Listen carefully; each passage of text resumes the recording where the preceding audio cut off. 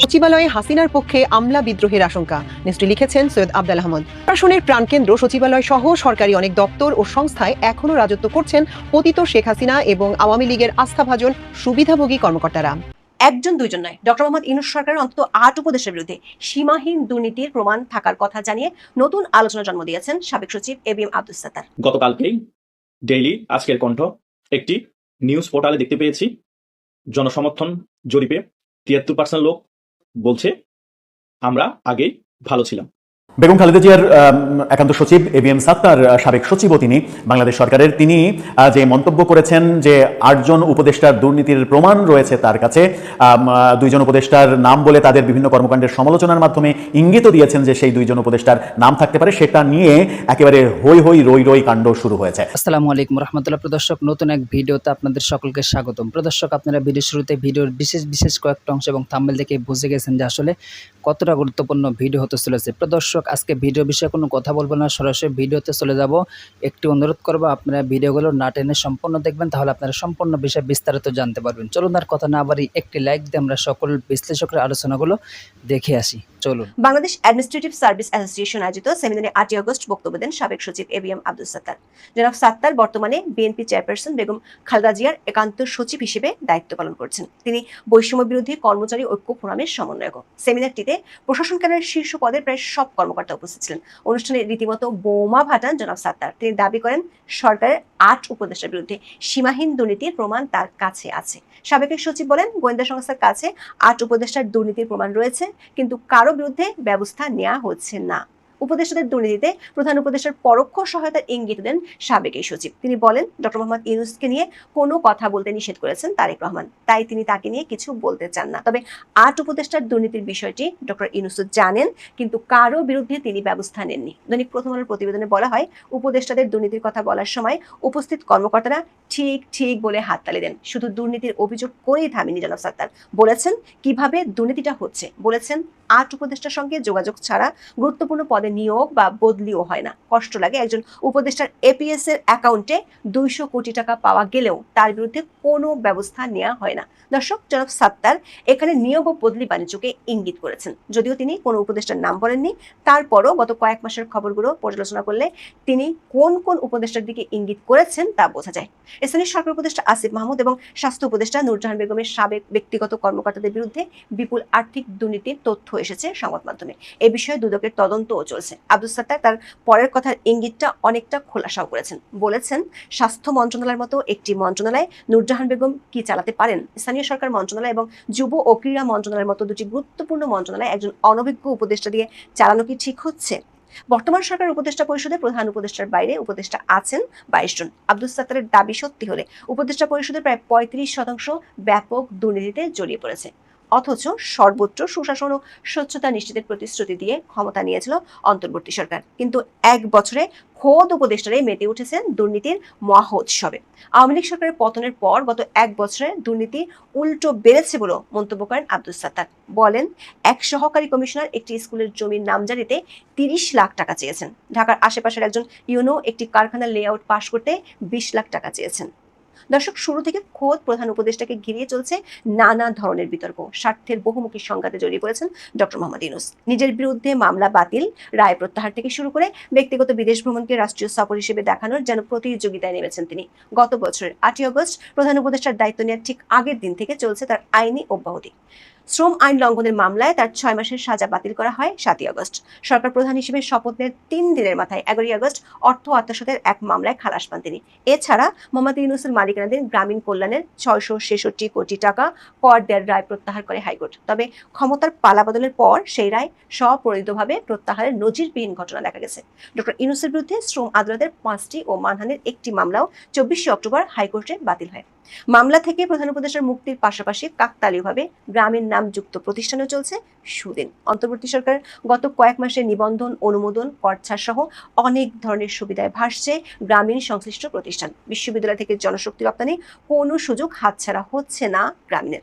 প্রধান উপদেষ্টা হিসেবে যেখানে সমৃদ্ধির চূড়ায় পৌঁছে যাচ্ছেন ডক্টর ইউনূস, তখন তার পরিষদেরাও নেই পিছিয়ে। উপদেষ্টা পরিষদের অনেকের বিরুদ্ধেই ক্ষমতার অপব্যবহার এবং অনিয়মের অভিযোগ উঠছে নিয়মিত। এক্ষেত্রে সামনের সারিতে আছেন ছাত্র ছাত্র প্রতিনিধি হিসেবে সরকারে যাওয়া আসিফ মাহমুদ ছাত্র থেকে এক লাফে অন্তর্বর্তী সরকারের প্রভাবশালী উপদেষ্টা বনে যাওয়া 1 বছর আগেও জীর্ণ পোশাকে ছিলেন মিছিলের সারিতে, অথচ তিনি এখন হয়ে উঠেছেন ব্র্যান্ডেড ফ্যাশন আইকন। ক্ষমতার চেয়ারে বসার প্রথম দিন দুর্নীতি সিস্টেম বদলে দেওয়ার ঘোষণা দিয়েছিলেন তিনি, তবে মাত্র 4 মাসের মধ্যে হেলিকপ্টারে চড়ে তার কম্বল বিতরণের বিলাস ব্যাপক সমালোচনার জন্ম দেয়। রাতারাতি তিনি পরিচিতি পান হেলিকপ্টার উপদেষ্টা হিসেবে। ডিসেম্বর উত্তরবঙ্গে 200 টাকা দামের কম্বল বিতরণের নামে মাত্র 6 দিনে 28 বার হেলিকপ্টারে চড়ার রেকর্ড করেন আসিফ। গত 1 বছরে আসিফের কথা ও কাজের মধ্যে ফারাকের বহু ঘটনা আমরা দেখেছি। গত বছরের 17 নভেম্বর প্রকল্প বাস্তবায়নের ক্ষেত্রে সব ধরনের দুর্নীতি ও স্বজনপ্রীতি বন্ধ করতে কর্মকর্তাদের নির্দেশ দেন স্থানীয় সরকার উপদেষ্টা। এর 5 মাস পরে খবর বের হয় তার বাবা বিল্লাল হোসেন কুমিল্লা এলজিডির ঠিকাদারি লাইসেন্স নিয়েছেন। বিষয়টি নিয়ে ব্যাপক সমালোচনার মুখে আসিফ দাবি করেন তার বাবা সরল বিশ্বাসে ভুল করেছেন। ঘটনার জন্য সামাজিক মাধ্যমে ক্ষমাও চান তিনি। তবে বাস্তবতা হলো বিতর্কের মুখে বাবার লাইসেন্স বাতিল করলেও এলাকায় প্রতাপ কমেনি আসিফের পরিবারের। ব্যাপক দুর্নীতির অভিযোগে তার নিজ এলাকাতে চলছে বিক্ষোভ। গত জুনের শেষে মুরাদনগরে এ ধরনের একটি বিক্ষোভ থেকে অভিযোগ করা হয় উপদেষ্টা পদ পাওয়ার পর থেকে আসিফ মাহমুদের পরিবার ও ঘনিষ্ঠজনরা শত শত কোটি টাকার দুর্নীতি করেছেন। অন্যদিকে আসিফের পিএস মোয়াজ্জেম হোসেনের বিরুদ্ধেও দুর্নীতির মাধ্যমে প্রায় 400 কোটি টাকা আয়ের অভিযোগ রয়েছে। মোয়াজ্জেমকে অব্যাহতি দেওয়ার পর তার বিরুদ্ধে তদন্ত চলছে দুদকে। আসিফের বাবা শুধু দুর্নীতি বা দখলের সঙ্গে জড়িত নন, হত্যা, নির্যাতনের মতো গুরুতর অনেক অপরাধের সঙ্গে সংশ্লিষ্টতার অভিযোগ রয়েছে। এলাকার মানুষকে ভয়ভীতি ও হুমকি দিয়ে এলাকা ছাড়া করার অভিযোগ এসেছে সংবাদ মাধ্যমে। এমনকি হত্যায় জড়িতদের প্রশ্রয় দেওয়ার অভিযোগ উঠলেও কোনো ব্যবস্থা নেওয়া হয়নি তার বিরুদ্ধে।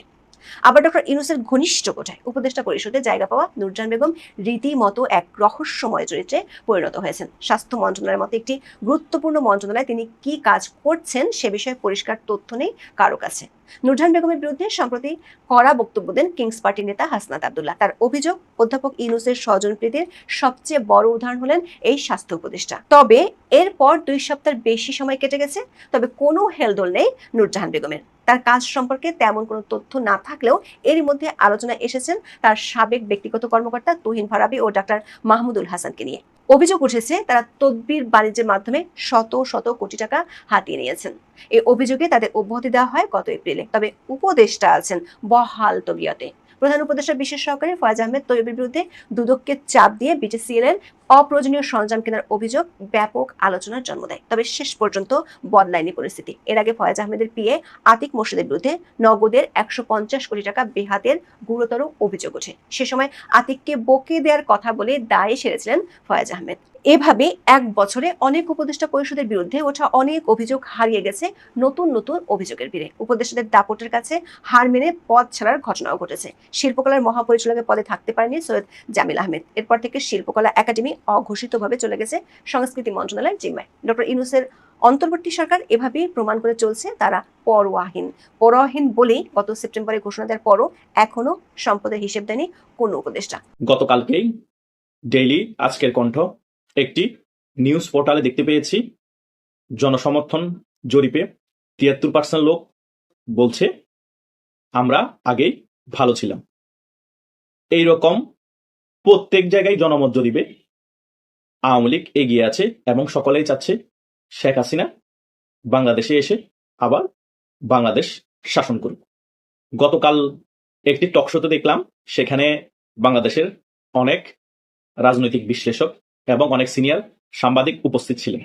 আব্দুল নূর তুষার ভাই, মাসুদ কামাল ভাই, জাহেদ ভাই, তারপরে আপনার সাবেক সচিব বিএনপির নেতা আব্দুল আওয়াল মিন্টু ভাই এবং আরো অনেকেই।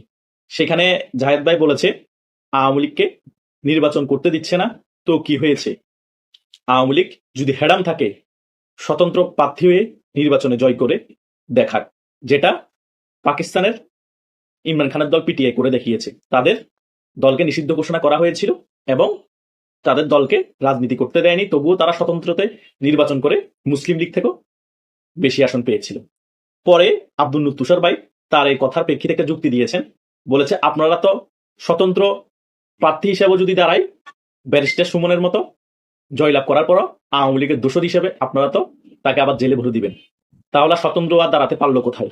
কারণ যারা স্বতন্ত্র দাঁড়াবে তাদেরও তো পিছিয়ে একটা ব্যাকগ্রাউন্ড আছে, তারা হয়তো আওয়ামী লীগ ঘরানা থেকে এসেছে, এটা মনে করে হলেও তো তাদেরকে আপনারা হতে দিবেন না, বা হলেও তাদেরকে জেলে ভরে দিবেন।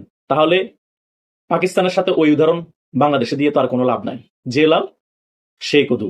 তার মানে বোঝা যাচ্ছে বাংলাদেশে গণতান্ত্রিক প্রক্রিয়া সম্পূর্ণরূপে খতম হয়ে গিয়েছে। তা না হলে এত বড় বুদ্ধিজীবী রাজনৈতিক বিশ্লেষক জাহিদ ভাইয়ের মতো লোক এই কথা কি করে বলে? এরপরে সাবেক সিনিয়র সচিব একজন ছিলেন, তিনি বলেছেন আওয়ামী লীগ তো জনপ্রিয়তা নাই, আওয়ামী লীগের ভোট পার্সেন্টেজ একেবারে কমে গেছে। তাহলে আপনারা যারা আওয়ামী লীগ বিরোধী শক্তি ছিলেন, ফেসিবাদ বিরোধী শক্তি ছিলেন, তারা সকলে একত্রিত হয়ে কোন দল বাদ দিয়ে আপনারা একসাথে জোট হয়ে নির্বাচন করেন, আর আওয়ামী লীগ আলাদাভাবে একা নির্বাচন করুন, ওদেরকে নির্বাচন করে শোয়াইয়ে দেন, সেটা করেন। এটা যখন বলেছে তখন জাহেদ ভাই সম্পূর্ণরূপে চুপ হয়ে গিয়েছে। এই সকল টকশো দেখলেই বোঝা যায় বাংলাদেশে গণতান্ত্রিক প্রক্রিয়া কোনোভাবেই এখন অক্ষত নেই। যতই বলা হোক গণতন্ত্রের কথা, ওরা 50% যে সকল ভোট আছে অ্যান্টি আওয়ামী লীগের, সকলে মিলে এখন মিলে জুলে একটা নির্বাচন দিয়ে দিবে, বিএনপি থাকবে আর ছোটখাটো দল মিলে আরেকটা অপোনেন্ট পার্টি থাকবে, সাধারণ একটা নির্বাচনের মাধ্যমে বিএনপি জয়লাভ করবে। এই নাটকের মাধ্যমে বাংলাদেশে নাকি একটা সুষ্ঠু নির্বাচন হবে, এগুলো জনগণ মেনে নিবে?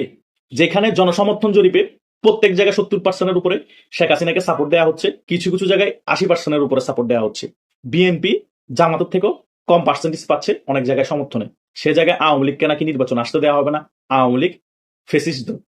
পৃথিবীর ইতিহাসে একমাত্র একটি দেশ আছে যে দেশ মুক্তিযুদ্ধের নেতৃত্ব দিয়েছে, দেশকে স্বাধীন করেছে, সেই দলটাকে সে দেশে নিষিদ্ধ করা হয়েছে। 1 নাম্বার দেশ হচ্ছে সেটা ঘানা। ঘানার মধ্যে যে দলটি মুক্তিযুদ্ধের নেতৃত্ব দিয়েছে, মুক্তিযুদ্ধের পরবর্তী সময়ে সে দলকে নিষিদ্ধ করেছিল, পরবর্তীতে 10-15 বছর পরে সেই দলটা আবার কামব্যাক করেছে নিষিদ্ধ করার পরে ঘানাতে। আর দ্বিতীয় দল হিসেবে, প্রথম মুক্তিযুদ্ধের নেতৃত্বদানকারী দল হিসেবে, দ্বিতীয় দল হিসেবে বাংলাদেশ আওয়ামী লীগের কার্যক্রমকে নিষিদ্ধ করা হয়েছে। কিন্তু ঘানার প্রেক্ষাপট আর বাংলাদেশের রাজনীতি প্রেক্ষাপট আকাশ আর পাতাল পার্থক্য। কারণ আওয়ামী লীগ বিপুল পরিমাণে জনপ্রিয় দল এবং অনেক জনসমর্থন আছে এদের, এবং এই দলের অনেক ভোট ব্যাংক আছে। বাংলাদেশের প্রায় অর্ধেকের কাছাকাছি মানুষ এই দলকে ভোট দেয় এবং এই দলকে সমর্থন করে। এই দল যদি নির্বাচনে অংশগ্রহণ না করে, বাংলাদেশের কোনো নির্বাচন গ্রহণযোগ্যতামূলক হবে না এবং হতে পারে না। সেই কারণে সুশীল সমাজ এবং নিরপেক্ষ সাংবাদিকরা বারবার বলছে গণতন্ত্র রক্ষা করতে হলে আওয়ামী লীগকে নির্বাচনে আসতে দিতেই হবে। দরকার হলে যারা বিচারাধীন আছে, যে সকল এমপি মন্ত্রী, তাদেরকে নির্বাচন যাতে অংশগ্রহণ করতে না পারে সেটা একটা আইনও জারি করেন, আর একটা স্বৈরাচারী আইন, তাও তবুও সমস্যা নেই। কিন্তু যারা সৎ এবং নিরীহ আওয়ামী লীগের নেতাকর্মী আছে তাদেরকে নির্বাচন আসতে দেন, অন্তত গণতন্ত্র অক্ষুণ্ণ থাকবে। তা না হলে আওয়ামী লীগবিহীন নির্বাচন হলে বিএনপিকে আটকানোর ক্ষমতা বাংলাদেশে কোনো দল রাখে না এবং আটকাতেও পারবে না। যে যত গালগপ্পা মারুক, বিএনপি চাঁদাবাজি করে ফেলতেছে, খুন করতেছে, এই করতেছে, জনগণের মঞ্চে উঠে গিয়েছে, পার্সেন্টেজ কম, যত কথাই বলুক, আওয়ামী লীগ নির্বাচন না করলে বিএনপিকে আটকানোর ক্ষমতা বাংলাদেশে কোনো দলের নেই। এবং জনগণ ঘুরে ফিরে আওয়ামী লীগ না থাকলে বিএনপির সমর্থকরা বিএনপিকে ভোট দিবেই, কারণ কোনো পাল্টা কাউন্টার তৈরি হবে না। তাই বিএনপি 200-250-এর উপর আসন অটোমেটিক্যালি পেয়ে যাবে, কারণ পুলিশও তখন ভয় থাকবে আগামীতে বিএনপি ক্ষমতায় আসবে। ওরা যখন কেন্দ্র দখল করতে যাবে, পুলিশ বাধা দিবে না, ভয়ও বাধা দিবে না। যদি বিএনপি ক্ষমতা চলে আসে, যারা বাধা দিবে তাদের লিস্ট থাকবে, তখন সে সকল পুলিশের পিঠের চামড়া রাখবে না বিএনপি। এই পরিস্থিতি হবে নির্বাচনে। তাহলে এই সাধারণ নির্বাচন করার মানেটা কি? জনগণ ইতিহাসের নাকি সবচেয়ে সেরা নির্বাচন দেখতে পাবে, এটাই বুঝি সেরা নির্বাচন হবে? যেখানে কোনো প্রতিদ্বন্দ্বী থাকবে না, যেখানে কোনো ভয় থাকবে না, ডরহীনভাবে বিএনপির এমপিরা অটোমেটিক এমপি হয়ে যাবে, গুটি কয়েকটা আসন ছাড়া, 30-40টা আসন ছাড়া প্রত্যেকটা জায়গায় বিএনপি এমপি হয়ে যাবে, পুলিশও কোনো ডাক দিবে না, প্রত্যেকটা কেন্দ্র দখল হয়ে যাবে। এই নির্বাচন বুঝি আমরা জনগণ দেখতে চেয়েছি? জনগণ নাকি 16 বছর ভোট দিতে পারে নাই। তাহলে এখন আপনারা গণতন্ত্র রক্ষা করার জন্য জনগণের ভোটাধিকার নিয়ম যাতে দিতে পারে জনগণ ভোট, সেজন্য আপনারা নাকি অভ্যুত্থান ঘটিয়েছেন, জনগণ রাজপথে নেমেছে। এখন তো 50% লোকই ভোট কেন্দ্রে যাবে না, ভোট দিতে পারবে না, কারণ নিজের পছন্দের দলের প্রতীক থাকবে না। তাহলে ভোট দিতে তারা যাবে কেন? যাবে না তো। এবং বিএনপির অনেক লোক ভোট দিতে যাবে না, কারণ তারা মনে করতেছে বা মনে করবে যে আওয়ামী লীগ নাই, তাহলে বিএনপিরা ঠেকাবে। বিএনপি চেয়ারপারসন বেগম খালেদা জিয়ার একান্ত সচিব ABM সাত্তার তিনি মন্তব্য করেছেন যে 8 জন উপদেষ্টা দুর্নীতির সাগর তৈরি করেছেন এবং সেই দুর্নীতির তথ্য প্রমাণ সবকিছু তার কাছে রয়েছে, যেটা নিয়ে চাঞ্চল্যের সৃষ্টি হয়েছে। সাংবাদিক মাসুদ কামাল এই ব্যাপারে মন্তব্য করেছেন, সেটা হচ্ছে যে এই 8 জন উপদেষ্টার মধ্যে কি প্রধান উপদেষ্টার নাম রয়েছে? এই 8 জন উপদেষ্টা কারা, তাদের নাম ABM সাত্তারকে পরিষ্কার করার কথা বলেছেন। এবং তিনি বলেছেন যে প্রধান উপদেষ্টার নাম থাক আর না থাক, ABM সাত্তার যে মন্তব্যটা করেছেন সেই মন্তব্যটাকে নাকি তিনি সঠিক মনে করেন, অর্থাৎ উপদেষ্টারা দুর্নীতির সাগরে ভেসে যাচ্ছে এরকমটা তারও বিশ্বাস। কিন্তু সরকার পাল্টা বিবৃতিতে ভিন্ন কথা বলছে। সরকারের মন্ত্রিপরিষদ বিভাগ থেকে এই অভিযোগ প্রত্যাখ্যান করে বলা হয়েছে এবং বিবৃতি দেওয়া হয়েছে। সংবাদের শিরোনামটা আপনারা দেখে নিতে পারেন। সেখানে বলা হচ্ছে যে 8 উপদেষ্টার দুর্নীতি নিয়ে সাবেক সচিবের অভিযোগ ভিত্তিহীন, অর্থাৎ অভিযোগটাকে ভিত্তিহীন বলছে সরকার। ভিত্তিহীন বলে ইন্টারেস্টিং একটা পার্ট রয়েছে এই কথার মাধ্যমে, এই প্রতিবাদের ভেতরে। সেখানেই বলছে যে কারো অসদাচরণের বিশ্বাসযোগ্য প্রমাণ থাকলে তা যথাযথ আইনি ও তদন্তকারী কর্তৃপক্ষের কাছে জমা দেওয়ার আহ্বান জানাচ্ছে সরকার। খুবই গুরুত্বপূর্ণ একটা ব্যাপার। এই ব্যাপারটাকে ভিত্তিহীন বলছে, অস্বীকার করছে সরকার এবং বলছে যে যদি সত্যি এরকম অভিযোগের প্রমাণ থাকে, দালিলিক প্রমাণ থাকে, তাহলে সেটা যথাযথ আইন কর্তৃপক্ষের প্রশাসনের কাছে সেগুলো দেওয়ার কথা বলছে। কিন্তু এবিএম সাত্তার তার মন্তব্যে একথাও স্পষ্ট করেছেন যে এই রিপোর্টগুলো আইন শৃঙ্খলা রক্ষাকারী বাহিনীর কাছে আছে, দুদকের কাছে আছে, কিন্তু তারা কোনো ব্যবস্থা নিচ্ছে না। সাংবাদিক মাসুদ কামালও দুদকের প্রসঙ্গে এনে বলেছেন যে দুদকের উচিত এই ব্যাপারে অনুসন্ধান করা, কিন্তু তারা কি অনুসন্ধান করবে? যেটা আমরা আগের ভিডিওতে বলেছিলাম যে দুদক এখন এই সরকারের আমলে তো একটা স্বাধীন প্রতিষ্ঠান হওয়ার কথা। রাজনৈতিক সরকারের আমলে আমরা সমালোচনা শুনেছি দুদককে রাজনৈতিক স্বার্থে ব্যবহার করা হয়েছে, কিন্তু এই সরকারের তো কোনো রাজনৈতিক এজেন্ডা থাকার কথা নয়। সুতরাং দুদক স্বাধীন হওয়ার কথা। সেই স্বাধীন দুদক উপদেষ্টাদের দুর্নীতি নিয়ে কি আদৌ ভাববে, সেই প্রশ্নটা উঠেছে। মন্ত্রিপরিষদের বিভাগের জনসংযোগ কর্মকর্তা এই বিবৃতি পাঠিয়েছেন সংবাদ মাধ্যমে। সেখানে বলা হয়েছে যে সম্প্রতি সংবাদপত্রে প্রকাশিত কিছু প্রতিবেদন অন্তর্বর্তীকালীন সরকারের নজরে এসেছে, যেখানে সাবেক সরকারি কর্মকর্তা এবিএম সাত্তার নাম উল্লেখ না করে কয়েকজন উপদেষ্টার বিরুদ্ধে ভিত্তিহীন অভিযোগ উত্থাপন করেছেন। আব্দুস সাত্তার বর্তমানে অফিসার্স ক্লাবের সাধারণ সম্পাদক ও বৈষম্যবিরোধী কর্মচারী ঐক্য ফোরামের সভাপতি। বিবৃতিতে মন্ত্রিপরিষদ সচিব জানিয়েছেন, আমরা এই অভিযোগগুলো দৃঢ়ভাবে প্রত্যাখ্যান করছি। প্রমাণ উপস্থাপন বা ব্যক্তিদের শনাক্ত না করে ঢালাওভাবে অভিযোগ করা দায়িত্ব জ্ঞানহীন এবং জন আস্থার জন্য ক্ষতিকর। অন্তর্বর্তী সরকারের 8 জন উপদেষ্টার সীমাহীন দুর্নীতির প্রমাণ নিজের কাছে আছে বলে মন্তব্য করার যে প্রেক্ষাপট, সেই প্রেক্ষাপটে মন্ত্রিপরিষদ বিভাগ স্পষ্ট করে যেটা বলেছে সেটা হচ্ছে যে যদি সত্যিই আপনার কাছে সেরকম কোনো প্রমাণ থাকে, দালিলিক প্রমাণ থাকে, তাহলে আইন শৃঙ্খলা রক্ষাকারী বাহিনীর কাছে সেই প্রমাণগুলো দেন। কিন্তু এবিএম সাত্তার বলছেন আইন শৃঙ্খলা রক্ষাকারী বাহিনীর কাছে সেই দলিল দস্তাবেজ নাকি আছে। তাহলে এবিএম সাত্তার এখন কার কাছে এটা দেবেন যদি সত্যিই থাকে? প্রসঙ্গ দুইটা। একটা হচ্ছে যে এবিএম সাত্তার এখন ওপেন গণমাধ্যমে বলে দিতে পারেন যে এই হচ্ছে দলিল, এই দলিলের ভিত্তিতে আমি বলছি যে এই 8 জন উপদেষ্টা দুর্নীতির সঙ্গে জড়িত, যদি তার কাছে তথ্য প্রমাণ থাকে। আর যদি তথ্য প্রমাণ না থাকে, তিনি যদি এই তথ্য প্রমাণ মনে করেন আইন শৃঙ্খলা রক্ষাকারী বাহিনীর কাছে আছে কিন্তু কোনো অ্যাকশন নেওয়া হচ্ছে না, তাহলে প্রকাশ্যে গণমাধ্যমের কাছে তিনি বলে দিতে পারেন, একটা ইস্যু হতে পারে। অথবা যদি এটা তিনি না করেন, তাহলে আমার মনে হয় যে প্রশ্ন আসবেই, সরকারের মতো প্রশ্ন আসবেই যে এটা একটা ফাঁকা আওয়াজ, এটার কোনো ভিত্তি নেই। সরকার যে বিবৃতিতে দাবি করেছে যে এটা ভিত্তিহীন, সেই ভিত্তিহীন হিসেবে প্রমাণিত হবে। তখন কিন্তু সরকারের অপশন থাকবে যে সরকারের উপদেষ্টাদের বিরুদ্ধে মিথ্যা অভিযোগ দেওয়ার জন্য দোষী হিসেবে সাবেক প্রধানমন্ত্রী এবং বিএনপির চেয়ারপারসন খালেদা জিয়ার একান্ত সচিবকে বিচারের মুখোমুখি করা, কাঠগড়ায় দাঁড় করানো, এই ব্যাপারগুলোও কিন্তু সরকার করতে পারে। এখন প্রয়োজন দুই পক্ষেরই জনগণের আস্থা অর্জন করা। যিনি অভিযোগ করেছেন, আমার মনে হয় যে খুব সহজ সরল ব্যাখ্যা, তার এটা প্রকাশ করে দেওয়া উচিত দেশের স্বার্থে। কারণ দেশের স্বার্থে এবং এই সরকারের স্বার্থে, এই সরকার দুর্নীতি মুক্ত একটা সরকার, এটাই জনগণ বিশ্বাস করতে চায়। তার মাঝেও যদি কেউ দুর্নীতি করে থাকেন, তাহলে তার সেই তথ্য প্রমাণের ভিত্তিতে সরকার নিশ্চয়ই তাদেরকে সরিয়ে দেবে। দর্শক, আপনারা একে একে সকল বিশ্লেষকের আলোচনাগুলো শুনলেন, অবশ্যই আপনারা বুঝতে পারছেন যে আসলে কতটা গুরুত্বপূর্ণ নিউজ ছিল। দর্শক, যদি আপনাদের কিছু বলার থাকে অবশ্যই কমেন্ট বক্সে জানিয়ে দিবেন। আরও এরকম নিত্য নতুন আপডেট নিউজ পেতে আমাদের এই চ্যানেলটি সাবস্ক্রাইব করে পাশে থাকবেন। ধন্যবাদ।